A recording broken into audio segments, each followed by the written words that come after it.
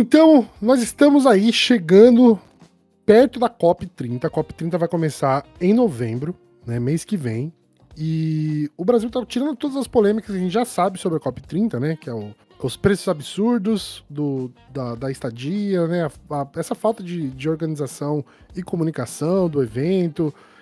Tudo dando errado, né? Você fazendo árvores artificiais em Belém, num evento de meio ambiente. O Brasil, ele é uma caricatura de si mesmo, cara. Eu acho que é um bagulho muito louco. Mas, além de tudo isso, nós temos aí uma questão fundamental.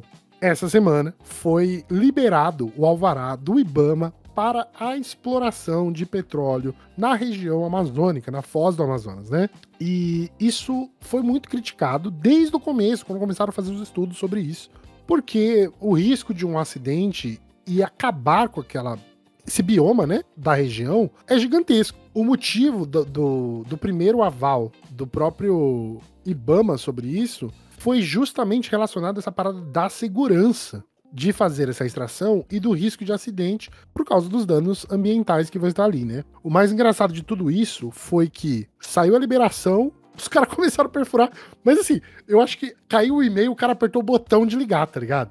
É aquela máxima, né? Nada tá tão ruim que não possa piorar, né?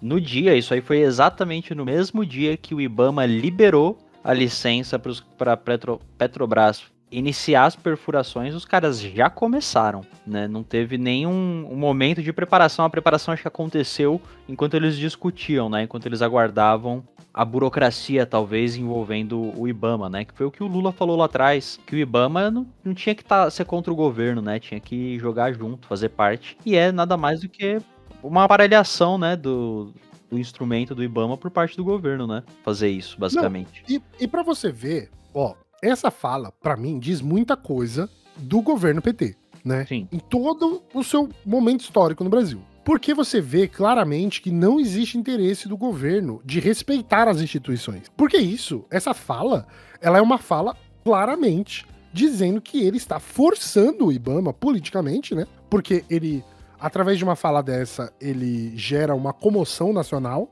contra a instituição, que já é uma constituição fragilizada, principalmente por causa do quê?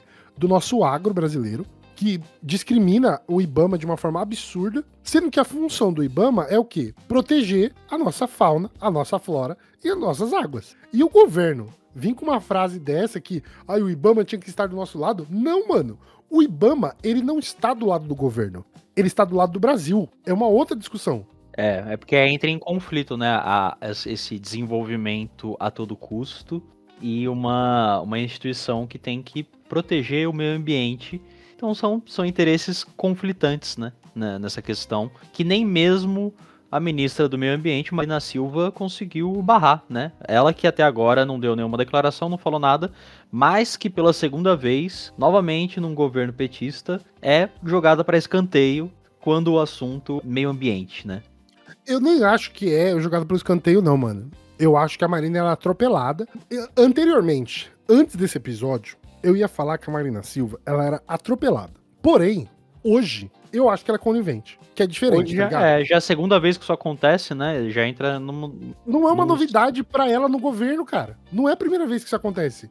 Da primeira vez que ela tava no governo Lula, ela saiu do governo por causa de desavenças com esse processo desenvolvimentista do Inácio. O Inácio, ele tá pouco se fudendo para o meio ambiente brasileiro. É porque o Inácio sabe que proteger o meio ambiente é propaganda política eleitoral e é também uma propaganda para a Europa, na relação de como que nós estamos usando os recursos naturais aqui. Porém, entretanto, contudo, o Inácio, se ele pudesse, ele faria igual ou pior do que a ditadura militar. Ele passaria os trator na Amazônia inteira se ele pudesse. Porque o Inácio não tem noção de meio ambiente, nenhuma. O Inácio não tem noção de meio ambiente. Porque o processo dele, ele é um processo de produzir commodities. O Inácio, ele é um especialista em produção de commodities. O governo do Inácio nunca foi bom sobre o desenvolvimento social. Não é, gente. Ai, porque vocês ficam aí babando esse ovo por causa do Bolsa Família. O Bolsa Família foi revolucionário? Foi. Mas não é uma criação do Inácio, cara. Ele só juntou os programas sociais e deu um nome. Já existia todos os programas sociais. O aumento do Bolsa Família Foi porque o ex-presidente doente tinha prometido R$600 pra campanha política, né? Porque esses R$600 não estavam no orçamento pro próximo ano. Foi uma campanha eleitoreira. E o Inácio incorporou isso pra poder tirar, né, os R$600 do Bolsa Família de, teoricamente, um projeto de campanha política do Bolsonaro. E aí ele teve que aumentar o Bolsa Família, não porque ele queria, mas porque isso não estava no projeto de governo do Inácio. Mas é porque se ele não fizesse isso, ele talvez não conseguisse arrecadar os votos necessários pra poder se eleger. Eu não tô falando que ele foi eleito por causa do Bolsa Família? Não. Não estou falando que ele foi eleito contra o Bolsa Família. A gente tem que deixar muito claro aqui que o esfaqueado, na verdade, ele contribuiu muito pra perder as eleições, tá ligado? Eu sei que ele quer culpar a Zambelli por causa do bagulho da arma, mas, mano, ele sozinho fez todo esse caralho. Ele conseguiu perder a eleição sozinho. O que é um feito novo desde da redemocratização, basicamente, né? Todo presidente se reelege, se não comete muito erro, quer dizer. Deixa eu só colocar uma aspas aqui, porque eu acho que essa frase, Tchai, tem os problemas. Não é depois da redemocratização, porque depois da redemocratização não tinha reeleição. É depois do Fernando Henrique Cardoso. Depois do Fernando Henrique, é verdade. É verdade. Então, na verdade, todo mundo fala isso, todos os presidentes se reelegeram. Não, mano. Não, é só a partir do FHC mesmo. Então foi SHC, Lula, Dilma. Foi isso. Se você parar pra pensar, foram 3 presidentes só. O quarto não se reelegeu, mas são 3 presidentes. A maioria. Dá pra dizer que foi a maioria. De 4, 3 conseguiram. É a maioria. Tipo assim. Só quem não conseguiu foi o Bolsonaro. Ele é um inútil. O Bolsonaro é um inútil, né? Quem viu a cena dele fingindo chorando dentro da igreja lá, com o cara dando lencinho, tá ligado? Tipo. Não, é uma família midiática. A família Bolsonaro inteira tem. Nossa, eu pensei que você ia falar que é uma família medíocre. Eu concordo também. Eu acho que nem medíocre. Eu acho que medíocre somos nós. Eu acho que eles são ineptos totais, eu acho que até pior. Mas todos eles têm esse episódio, né, chorando, o Flávio lá chorando, secando as lágrimas com a bandeira. É verdade, é verdade. É tudo muito, assim, caricato vindo deles, né? E, porra, o Jair, ele se esforçou pra não ser reeleito, né? Ainda que tenha tido uma votação ali bem acirrada no segundo turno, né? Sim, com certeza. Mas aí quando a gente pensa na Marina, de novo, né, a gente vê a fala que ela deu sobre essa situação dessa extração. Porque ela chegou e simplesmente falou que a resposta do Ibama foi técnica. E eles vão respeitar a resposta técnica. Mano, mas esse não é o problema. Não é sobre a tecnicidade de extração ou não. Pra quem não tá ligado, tem uma questão aí que muita gente fala, né? Que é a gente discutiu isso ontem, mas eu vou trazer de novo essa discussão, que é a questão da exploração de petróleo no mundo. Se não formos nós, se não for a Petrobras, que é a referência mundial em exploração de petróleo, em plataforma petrolífera e o caralho, se não formos nós, vai ser ou a Venezuela ou a Guiana, que ambas também têm na sua região costeira reservas de petróleo, e elas fazem isso, mas sem o recurso que a Petrobras tem. Então, o que muita gente argumenta a favor disso, dessa essa palavra aí, tá ligado? é sobre... Pô, vamos fazer porque a gente consegue garantir que não haja prejuízos para o meio ambiente. Ainda que a comunidade científica diga, e tenha um consenso de que pra gente frear as mudanças climáticas, ou pelo menos reduzir os seus efeitos, a gente teria que zerar as emissões de gás do efeito estufa, né, do CO2. Então a gente precisa parar de queimar petróleo.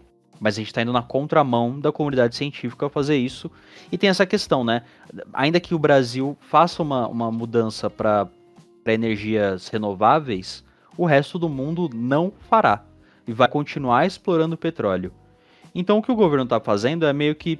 Bom, a gente não tem como sair dessa situação, nem como fazer a transição sozinho. A gente então vai garantir a exploração dessa bacia por bem do país. Mas a gente sabe que não é, né? A gente sabe que quem tira a maior parte das ações da Petrobras é investidor, né? Não vem... Com certeza. Para a população, né? A maior parte, a maior fatia. O pessoal quer saber de ganhar dinheiro.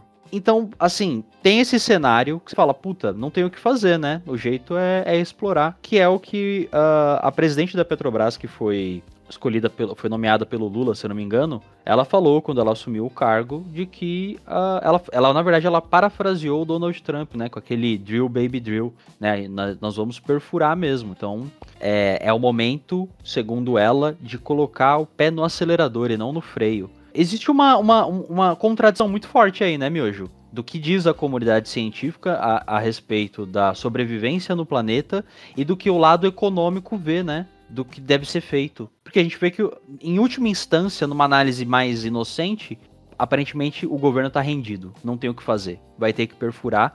Não tem Marina Silva, não tem Ibama, não tem Greenpeace, não tem ninguém que impeça isso. Né? Porque essa é a tônica do mundo. Então a gente tem que explorar essa porra, porque se não for a gente, pode ser o venezuelano, eles podem prejudicar. E é isso, né? Que impasse do caralho que a gente entra, né? Então quer dizer que se a Venezuela for dar o c... a gente tem que dar o c... também. Porque senão outra pessoa vai dar o c... É isso? Essa é a resposta do governo. Entendi. Faz todo sentido. Agora eu aprovo a exploração, porque se a gente não der o c... quem vai dar o c... no nosso lugar? Porra, mano. Como é que argumentação merda? Mas é argumentação econômica, não é pra ela fazer sentido. E sabe qual que é o problema maior de tudo isso? Quando a gente começa a levantar os dados, né? Teve o Shigeo Watanabe, que falou sobre isso, né? Porque ele é especializado em mudanças climáticas, do Instituto Clima Info.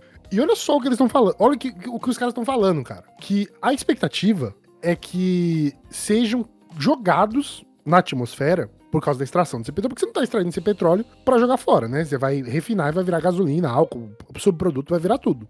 Ele falou que a expectativa é de 4,7 bilhões de toneladas de dióxido de carbono que pode ser lançado na atmosfera, que é mais de 2 vezes do que o Brasil emitiu em 2023. E se você for considerar toda a margem equatorial, a estimativa é de 13,5 bilhões de toneladas de dióxido de carbono, irmão.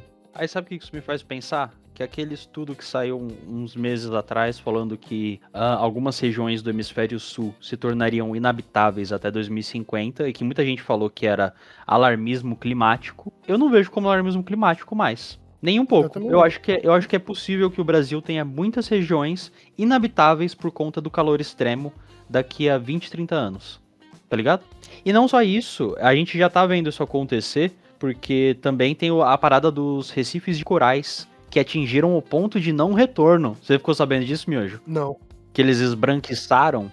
O diagnóstico ele foi feito por um grupo de 160 cientistas de 23 países que constataram a morte generalizada de corais e alertaram para possível irreversibilidade do quadro.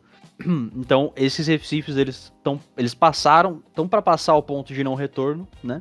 Cerca de 80% já foi pro caralho. E com isso vai todo um ecossistema junto, né? Vai uma série de espécies marítimas vão acabar entrando em extinção porque elas não têm mais o seu habitat natural. E isso vai gerar o quê? Vai gerar fome, vai gerar desemprego, vai gerar problema na economia. E é um efeito dominó, né?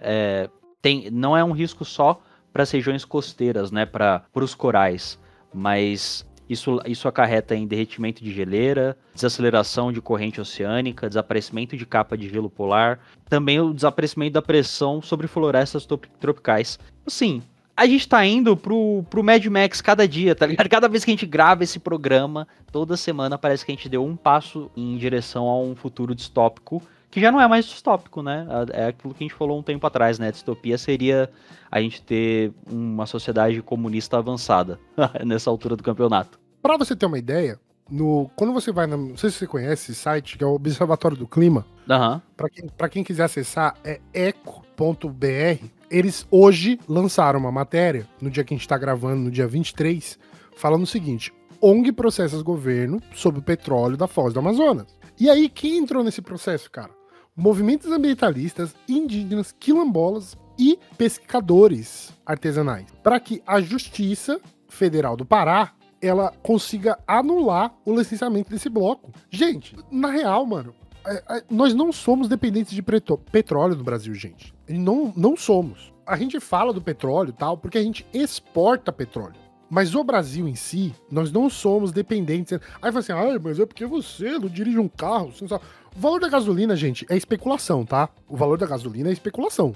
Como um país produtor de petróleo, nosso custo para produzir gasolina é muito baixo. Agradeça aí ao golpe do seu ex-presidente Bolsonaro contra Dilma, porque isso abriu portas pro Temer jogar o preço do petróleo no mercado internacional. Por qual motivo? Não sei, cara. Por que o nosso petróleo tá no mercado internacional? É por causa do quê?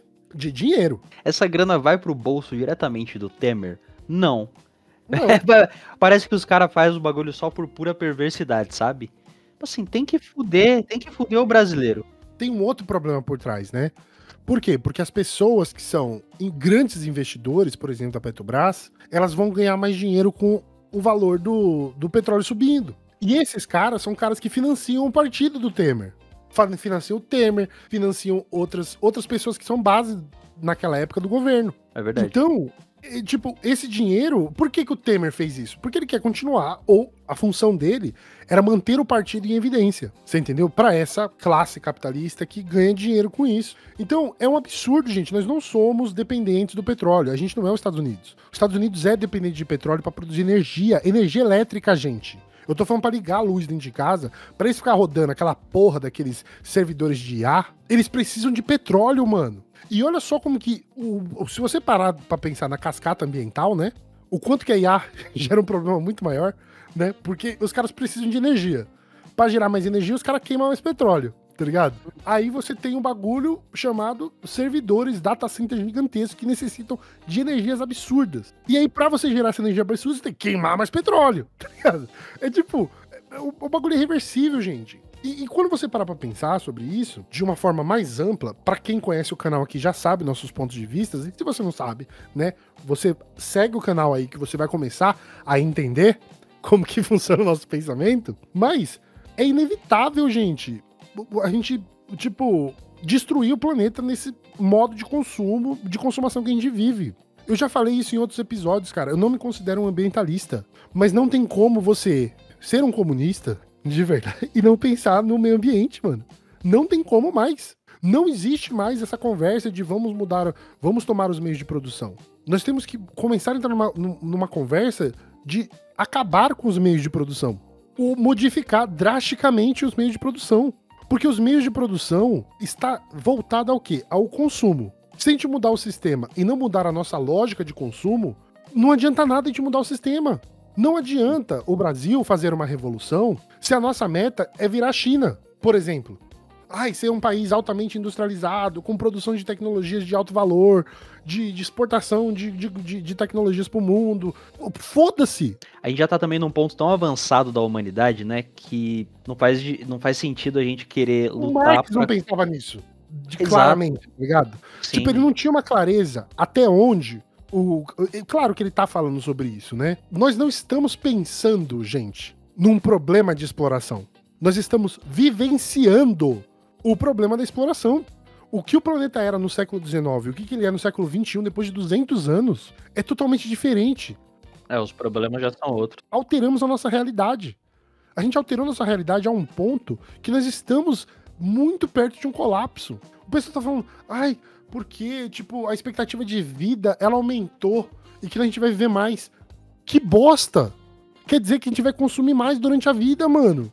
Nós vivermos mais também é um problema, porque não é natural o ser humano viver tanto.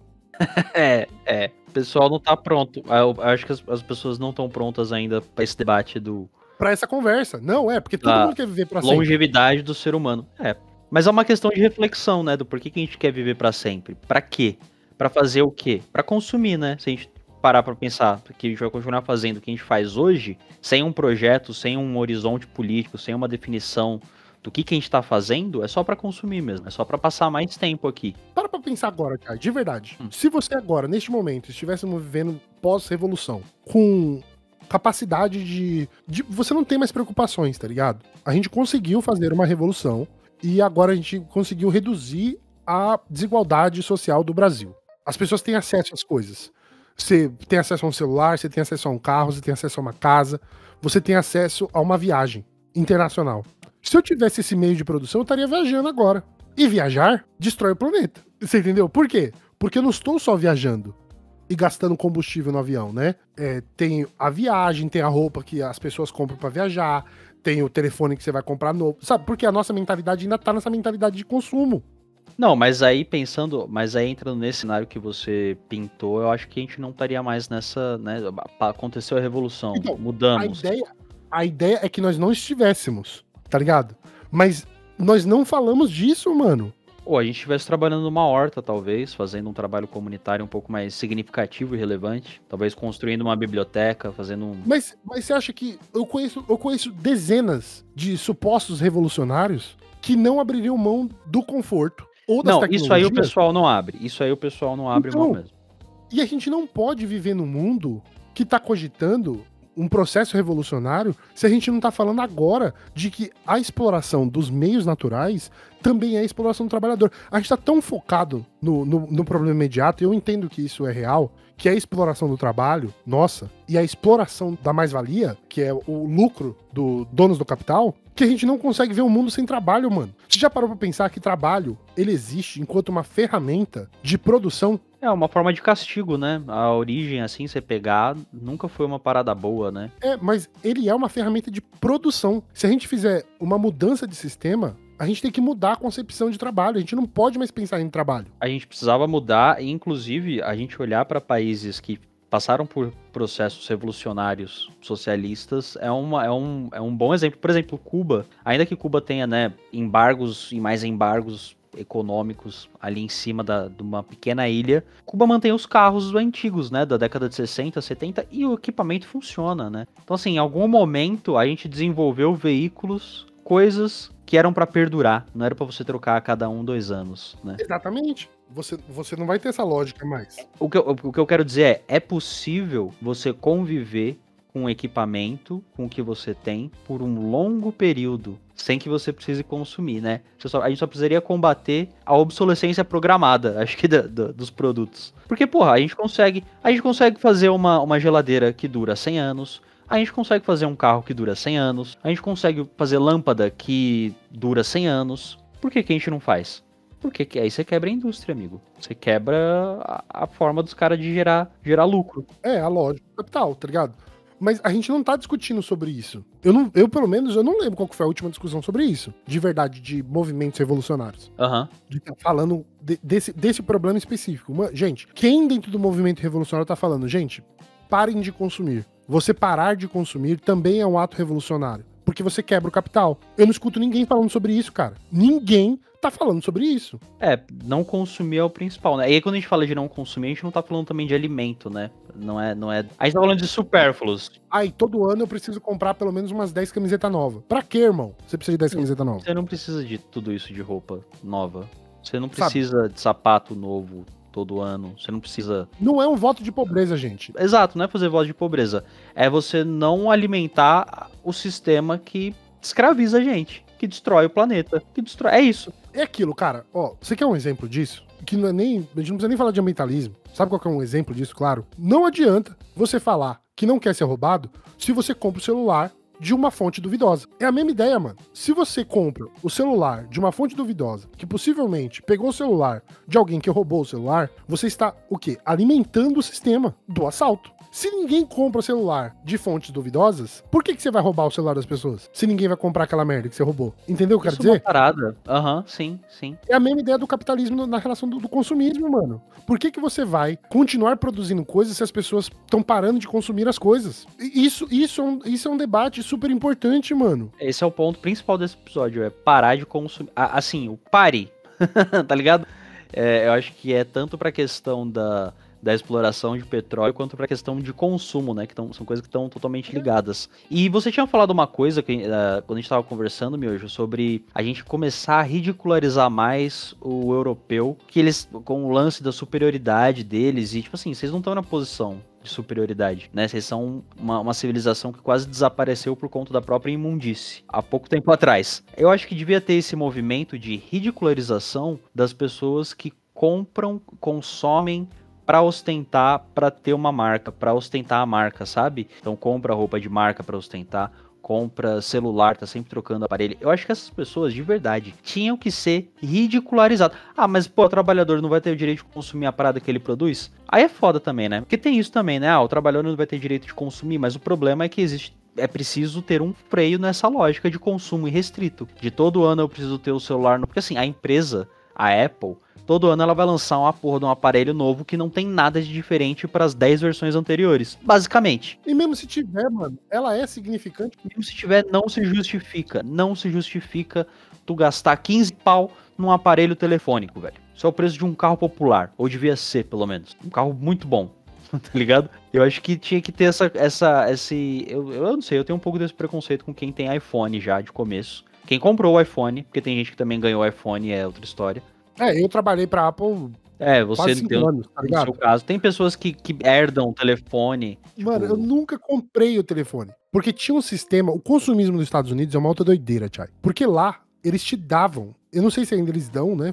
Eu voltei pra cá no meio da pandemia, mas até aquele momento, se você, tipo, mudasse de operadora telefônica, por exemplo, eu tava numa operadora chamada Verizon, e aí eu troquei pra uma outra operadora chamada AT&T. Quando eu mudei de operadora, mano, os caras me ofereceram um celular de graça pra eu mudar de operadora. E aí, se eu tô na AT&T, passou 2 anos, eu volto pra Verizon e eu pego outro celular de graça. Entendi. Olha a lógica do consumismo, tá ligado? É por Cara, isso é porco que isso, os smartphones, eles estouraram no mundo, mano. Porque nos Estados Unidos, as operadoras telefônicas eram subsidiadas pelas grandes companhias de telefone pra dar telefone de graça pras pessoas, pra que elas se viciassem no produto. Era isso. Os Estados Unidos sempre deu smartphone de graça pras pessoas. E todo o racional também atrás da construção da interface de um smartphone também é pra reter a sua atenção, né? Toda aquela questão da... Como é que é? Não é jogabilidade, é gamificação, né? De você transformar o aparelho ali, iconezinhos coloridos e tudo. É um negócio pra reter sua atenção o máximo possível, né? Tudo ali é feito pra isso. Com certeza, com certeza. Então eu acho que o debate maior aqui é o que a gente tá discutindo, é sobre a gente parar de consumir, gente. Parar de consumir é um ato revolucionário, mano. É um ato super revolucionário. E isso eu entendi de verdade, plenamente, nos Estados Unidos. Porque nos Estados Unidos foi o primeiro lugar da minha vida que eu entendi. Não existe democracia em nenhum lugar dentro da sociedade, né, burguesa. Não existe democracia. O único poder que você tem numa sociedade é o seu poder de compra. É aonde você decide gastar o seu dinheiro e com que você decide gastar o seu dinheiro. Tudo o resto na sociedade, ela é balela. São desculpas criadas para justificar a existência do nosso sistema. Mas se você coletivamente... Olha só que engraçado, quem lembra aqui daquele movimento que rolou um tempo atrás sobre boicotar empresas que estavam fazendo coisa XYZ? Mano, o governo brasileiro abriu um processo contra, sabe? Porque aceitou, né, os processos contra, porque falou que isso era prejudicial, não sei o que. Mano, como assim prejudicial? Quer dizer que a gente não pode se organizar pra boicotar a empresa? A gente não pode se organizar pra boicotar a empresa. Você entendeu? Isso é proibido? Se a empresa entrar na justiça, é capaz que você tome um processão gostoso, entendeu? Porque você intencionalmente prejudicou a imagem de uma empresa. Mas essa é a intenção do boicote. É isso. Exatamente. E isso não pode, entendeu? Então, isso aí é o tipo de coisa, porque é foda, né, velho? Porque, mano, qualquer movimentação que você tenha pra tentar derrubar ou atacar o sistema onde você vive, que deveria ser uma liberdade fundamental sua poder fazer isso, é proibido. Você não pode boicotar, você não pode se manifestar, a manifestação tem que ser no dia e na hora permitida. Você não pode zoar o rolê do cara, não pode jogar molotov, porque senão é terrorista. Tá ligado? Que situação merda que a gente tá. Tribunal de Justiça de São Paulo mantém a decisão contra ativistas Sleep Giants por boicote à Jovem Pan. O Tribunal de Justiça reconheceu que a campanha caracterizou abuso do direito, violando os princípios de boa-fé e os limites impostos pelo fim econômico e social das atividades envolvidas. É isso, massa, mano. Massa, é isso. Então, beleza. Então a gente não pode mais. Não, é crime, tá ligado? Beleza. A gente não pode boicotar. A empresa pode contratar funcionário e fazer a famosa pejotização, que está sendo votada, vai ser votada no STF, ainda não formou uma decisão, né? Mas o Gilmar Mendes fez aí o favor para a classe trabalhadora brasileira de suspender todos os processos de pejotização no país, porque tava uma quantidade muito grande e isso ia afogar o sistema judiciário. Você fala, pô, mas se tem uma quantidade tão grande de processos contra empresas por pejotização, talvez as empresas estejam cometendo um ilícito. Tá ligado? E aí a solução é mudar a lei para que esse ilícito se torne lícito. Lícito. E é isso. E bota nosso. É isso. Então, a gente vai terminar esse episódio com essa reflexão pra vocês. O que vocês estão fazendo na sua vida? De verdade. sabe? Por que que a gente não tá, ninguém tá se manifestando de forma efetiva sobre a exploração de petróleo? Mas sabe por que que ninguém tá também? Porque essa porra tá lá no Amazonas, cara. E o Sudoeste quer que se foda o resto do Brasil. Isso é uma realidade, tá ligado? Porque quem tá se manifestando é o povo da região, entendeu? Imagina você falar de parar de explorar petróleo aqui em São Paulo pro paulista que depende dessa porra pra ir pra qualquer lugar. Qualquer movimentação que ele vai fazer, ele vai precisar dessa merda. Aí nem se discute essa merda mesmo, porque, mano, isso tá tão fora da nossa realidade. A hora que começar a morrer gente, que tiver área inabitável, que tiver problema respiratório, doença, mosquito transmitindo doença nova pra caralho, a hora que a gente tiver fudido com doença de pele, problema respiratório, indo pro caixão, pra vala, aí a gente vai falar, puta, se pá lá atrás a gente tinha que ter feito alguma coisa, né? Mas esse bonde passou, parece que tá passando, vai passar a milhão. Eu acho assim, o seguinte, pra terminar isso daqui, mano, se não é, se a gente não tá preocupado de verdade na sobrevivência da nossa espécie, e se a gente tá mais preocupado em levar uma pauta que é ecológica, mas para levar essa pauta a gente não consegue se desenvolver industrialmente, né, igual a Europa ou os Estados Unidos, então quer saber que se foda, queima tudo, derruba a floresta, destrói todo o petróleo do mundo e pau no cu de todo mundo, sabe? Destrói tudo mesmo. Vamos construir uma fábrica gigante no Brasil, porque o futuro é esse. Não venha pra mim na eleição do ano que vem o Inácio chegar pra mim ano que vem e vir falar que ele protegeu o meio ambiente, tá ligado? É porque tudo vira pauta vazia, né? Todas as pautas, elas acabam... Assim, se você não toma uma ação concreta pra defender a pauta que você defende, ela se torna uma pauta vazia. É só uma bandeira que você tá carregando que, beleza, vai levar pro túmulo. Vamos. O Inácio tá tão esvaziado que até o cabelo tá saindo da cabeça dele. Nem o cabelo do Inácio aguenta o Inácio. E ele quer um segundo mandato, hein? Vai pegar um segundo mandato, ele já falou aí. Então, vamos ver como é que vai estar essa cabeleira daqui mais 4 anos. Então, vamos despedindo por aqui. Quero agradecer a todo mundo que ficou até agora. Repense sobre o que a gente falou aqui, repense sobre o seu consumo, repense sobre o consumismo, porque no final das contas, gente, é o consumo que gera o capital, tá ligado? Então, se a gente para de consumir, se a gente só compra o essencial, pronto, a gente meio que quebra o capital. Isso vai levar numa crise financeira? Vai gerar, mas ou a gente repensa a forma de sobreviver nesse planeta, ou senão a gente liga o foda-se mesmo, tá ligado? Aí foda-se mesmo, eu vou comprar carro velho mesmo, vou comprar um Opalão, tá ligado? A maré a turbo. É a maré a turbo, porque agora tem petróleo no Foz do Amazonas, tá bom? Vejo vocês no próximo episódio. Um beijo, um cheiro, tchau, tchau. Falou, valeu.